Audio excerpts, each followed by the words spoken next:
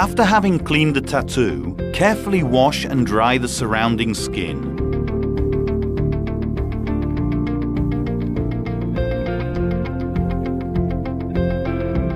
Fold the film in two from the arrow's side.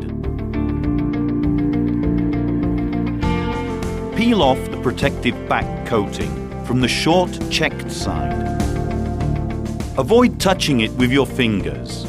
Place the adhesive surface at 3 to 4 centimeters minimum from the edge of the tattoo and make it adhere to the skin by applying slight pressure.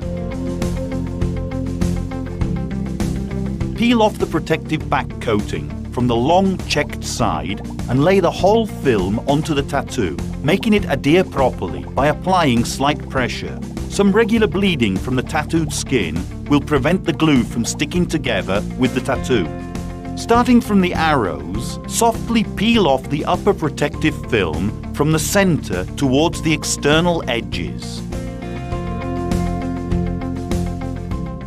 Repeat the whole procedure until the tattoo is completely covered by overlaying the various dermalized patches at 1 to 2 centimeters max. Its high perspiration rate lets the skin breathe, also in the areas where the film is overlaid.